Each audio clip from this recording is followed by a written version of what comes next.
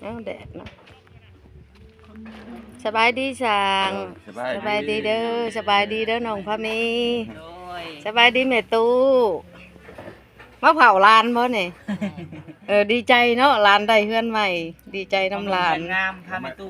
งามพี่น้อง มานั่งแย่งเป็นอะไรล่ะแล้วยิงเปื้อยิงเปื้ออยู่ ความรู้สึกก็ดีใจ ความรู้สึกดีใจบ่หาด้วยน้ำผักน้ำแรงเนาะได้ชำนี่ก็ดีใจน้ำลายแล้วพี่น้องเอ้ยเคยได้จักเทื่อเนาะแม่กับพี่น้องเอ้ยความฝันสิ่งแรกของบ่าวพามีเนาะดีใจหลายพี่น้องสิได้มีเฮือนคือหมู่แล้วป่าเอ้ยป่านนี้เนาะจากตะกี้เนาะจากตะกี้อยู่กระตูบน้อยๆโอ้ยไผสินึกสิพันว่าสิได้ชำนี่เนาะแม่นแหละคนเฮาชนมาพี่น้องเอ้ยสู่ชนด้วยความอดทนจักมือมันสิได้เป็นของเฮาเนาะ2-3 ปีเนาะสู่มาพี่น้องเอ้ยก็ขอบคุณหลายๆเด้อเนาะคุณใหญ่ใจดีใจบุญพี่น้องเอ้ยที่ว่าหักแพงบ่าวพามีเนาะแล้วก็ซอยเรือบ่าวพามีเข้ามาแม่ๆ FC เนาะที่ว่าคุณป้าบ่ทิ่มลูกชายคนนี้ให้ความฝันโดยทั้งแม่ตู้ก็คือกันเนาะแม่ตู้ดีใจบ่แม่ตู้ใจโดยแม่ตู้เพิ่นก็ดีใจได้ตอนนี้ก็ได้มาแย่งอยู่แต่ละมื้อแล้วเผามาแย่งอยู่ดีใจเด้แต่เก่าบ่เคยได้ปานนี้เนาะไปญาติไปเฮ็ดเวียกทั้งอื่นแน่มาเฮ็ดเรือนตัวเองแน่ก็เฮ็ดทั้งของแม่ฮักนำแน่ก็หลายบอนพี่น้องเอ้ยโธ่ช่วงนี้ก็บุกเป็นบุกพี่น้องเอ้ยเป็นบุกหน้าตาจนดำปื้อแม่นเก็บ5เก็บ10ช่วงนี้ป้าเอ้ยเฮ็ดเบิดพี่น้องเอ้ยก็เป็นมือขี่รถมอเตอร์ไซค์ตากแดดหน้าตาจนดำว่าโอ้ยก็ไปน่ะแต่เช้าพุซื้อเป็นลมสร้างบ่พอตัดใส่ซื้อไปตัดอยู่ห้านแล้วก็เอามาพี่น้องเอ้ยวันนี้หันเพิ่นใส่อันลงมาประจำแล้วฉางต้องการยังกับชื่อให้เพิ่นเลยเนาะต้องได้มาเผามาเบิ่งน้ำได้อยู่น้ำกินกับเบิ่งน้ำเพิ่นหานะต้องเฮ็ดทาให้เพิ่นเอ้าฉางเพิ่นยังเว้าอยู่เด้ว่าไปเฮ็ดอยู่ใช่กับโบคือเฮ็ดอันเฮือนน้องพามีว่าเพราะว่าเพิ่นเลี้ยงเขาปลาอาหารได้อิ่มเต็มเบิดทุกแนวแค่เพิ่นพี่น้องปัดไปเฮ็ดเฮือนผู้อื่นนั่นถือมากินเองเพิ่นว่าแม่นแหละอันนี้เฮ็ดเฮือนน้องพามีแล้วได้กินอิ่มเพิ่นว่านี่อันยังไปก่อกับสุเล็กว่าเอ้ยตอนต่อไปก็ได้พี่น้องเอ้ยเพราะว่าทางบ้านประตูอีหยังหน้าต่างเฮาก็มีครบเบิดแล้วเอามาเบิดแล้วเล็กน่ะเล็กมาใช้ตัวใดเล็กก็มาเทคานเพิ่นก่อแม่นเทคานป้าเพิ่นเลาะเบิ่งโดยอันนี้ก่อนพี่น้องเอ้ยโดยเลาะเบิ่งก่อน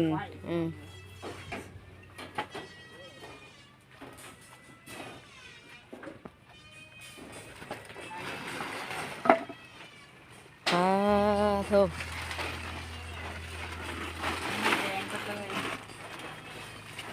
ชื่อหึงบ่ได้ล่ะ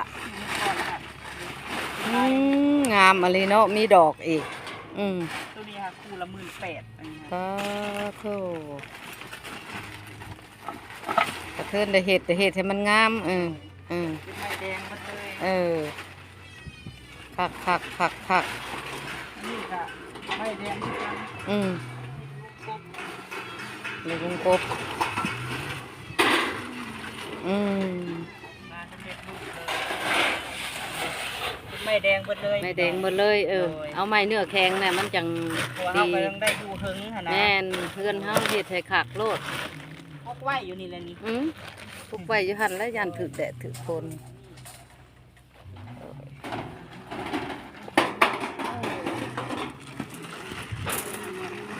กบปลาโธ่ไม้แดงคือกันกบปองเยี่ยมแต่ว่า10 ปองเป็นบ้านเดียวเป็นวงเดียวใส่วงเดียวเอามันจะงามคัก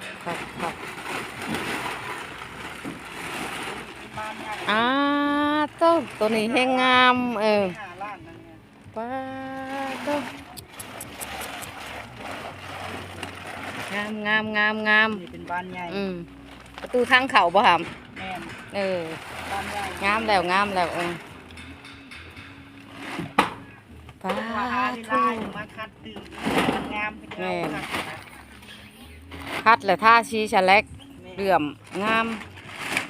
เดี๋ยวก็ต้องไปซอยคนอื่นก่อนพี่ เอ น้ง อแม่นเลยจักอยากเฮ็ดของตัวเองจักอยากไปช่วยคนอื่นเนาะ แม่นแหละ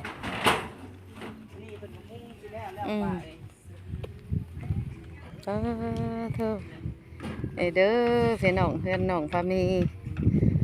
กำลังได้โครงหลังคา สร้างเพิ่นสิแล้วนี่ คือสิแล้วแหละผู้สร้างกระตากแดดอยู่แต่เทึงผู้สร้างกระตากแดดอยู่ เดี๋ยว เทึง มาได้เราคนยาวจะสังเกต ใช่รถหยังเลย คนใด พอได้เสย เก่งเลย เขาก็เก่ง คือแบบเขาก็มีแล้วพี่น้อง อืม บอกเขาก็สั่งมาครบแล้ว อืม นะแต่ยังอยู่ขั้นตอนที่ว่าก่อ คือว่ามีแต่ขันตอนเดียวเนาะก่อเนาะอันอื่นก็ได้เบิดเลยเด้เนาะ ก่ออะไรก็มีแต่ซื้อเล็กค่ะ วงกบ โดย อืม วง วงกบก็ได้แล้วบ้านก็ได้แล้ว นักอยู่น้ำ มีแต่ซื้อเล็ก น้องเลยผ่านมากอะไร กันแล้วหลังคาเนี่ยก็ถือว่าเบาไปเติบหนึ่งแหละ อืม มีแต่ขั้นตอนก่อกับ แม่ ซื้อน ปูนซื้อเล็กกันแหละในการพื้นที่ค้านนาะ เฮ็ดเฮือนเนี่ยนักกว่าหมู่เลยแม่นหลังคา อืม นักเป็นห้องเลย อืม แต่ก็สู้พยายาม สู้ เด้อพี่น้อง สู้ เด้ ต่อไป แม่ แต่ผ่านมาเขาอยู่กระตูบได้ยังสู่ได้เนาะซ้ำนี่ก็สู่ไป ดีใจนำดีใจนำ มาเนาะพี่น้องเนาะ อืม ใน FC ก็บ่ได้ป้าบ่ได้ทิมเขาพามีพี่น้องเลย อืม เอาคลิปยังลงเพิ่นก็เบิ่งให้เนาะจะได้ก็ผ่านช่องมาแล้วได้พี่น้อง โดย เนาะ ขอบใจ คือสิอยากมาอยู่เนาะเจ้าก็ได้มาถ่ายหั่นเนาะ อยากมาหาค่ายิบเครื่อง หยิบเครื่องไปกลาง เล่นบอก แม่ ข้องให้ฮอดวันเช้าร์วันอาทิตย์ไว้ว่าอยากไปหา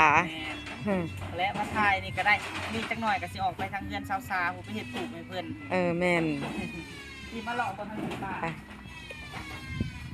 ออกไป เจ้ายังสิกลับไปเช้าๆอยู่บ่ จักหน่อย ป้าก็ว่าสิแวะอยู่ได้เมื่อกี้นี่ว่าขึ้นไปขึ้นมาเลยว่าโอ๊ยออกไปทำมันน้องออกไปทำร้านก่อนว่าสิไปพร้อมกัน เพิ่นมาถ่ายเมื่อน่ะกับผู้ใหญ่ใจดีเพิ่นคิดให้เพิ่นหลาย นั่นแหละอย่างว่านะฝากให้เด้อพี่น้องเด้อเนาะฝากแน่อยู่น้ำกันมาแตะกี้พุ่นแหละป้าก็ได้ แต่ข้าวถูกข์ข้าวยากสู่ชนนำกันอืม แต่บัดนี้หั่นพอพามีก็มีบนอยู่บนเศร้าพี่น้องไปผ่านมากับเพิ่นก็เฮ็ดทานด้วยกันพี่น้องเลยเนาะ ไปทานน้ำกัน แม่มีหยังก็แบ่งกันกินผ่านมาพี่น้องเลยอันนี้หาร้านมีบนอยู่บนเศร้าเพิ่นก็ดีใจนำ ดีใจน้ำแล้วดีใจน้ำลานแล้ว ส่วนหลายมีเวียกมีงานเพื่อนบ่พอมีก็สิหาป้าเพิ่นพี่น้องแบบ อืม มีรถใหญ่เนาะหาเพิ่นแก่หันแก่นี่ให้ โดย พี่น้องเลยไอ้เวียกงานหยังก็มีแต่แม่ป้านี่แหละเล่นให้เนาะ โดย เดี๋ยวนี้เฮาก็บ่มีไผพี่น้องโดย อยู่น้ำกันเป็นพ่อเป็นแม่ โดย เป็นพี่เป็นน้อง โดย ไปเบิ่งดูบ่อนนั้นเรือนครัวน่ะ เงินครัวเป็นห้องน้ำไร่ป้าเลย งามแหละ ก็เอาบริสุทธิ์เนาะ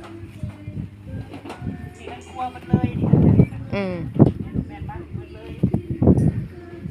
น้ำมันต้นนี่เนาะโดย ส้นของน้ำมาแวะเบิ่งส้นของน้ำก่อน ต้นของน้ำต้นนี่ เอาคุมอยู่นอกของน้ำอยู่ในแม่นแหละ พวกกันห้องน้ำที่แรกคนที่ทำดีคือกันนะ อื นะ ม สิมีหมู่แล้วพี่น้องเลย ไม่หมู่ละพุ่นทั้งนั้นกับปู่ เพิ่นเงินเพิ่นแห้งหลังใหญ่พี่น้อง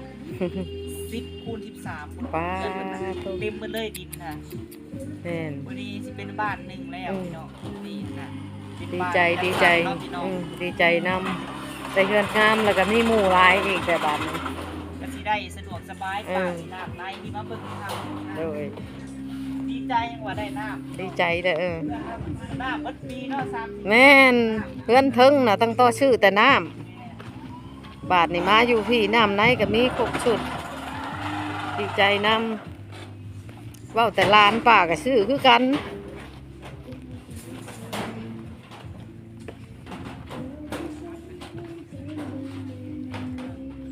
น้ำ เด็ก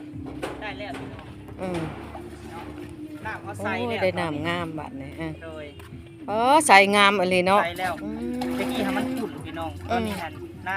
ำ มัน ไฟสว่างแล้วตอน มันได้ที่เด้อเด้ มันได้ที่แล้วมันก็ใส่บาทนี่ น้ำใสพี่น้อง อืมน้ำ เจาะ ก็ได้ น้ำนี่มือหนึงป่าเลย เออ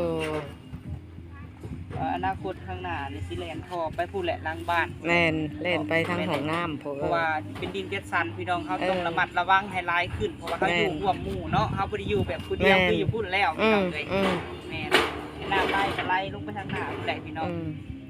ต้องเฮ็ดท่อเฮ็ดหยังหั่นนะป้าแม่น โดยมาเบิ่งกันเนาะพี่น้อ เฮ็ด ง เพื่อความละเอียด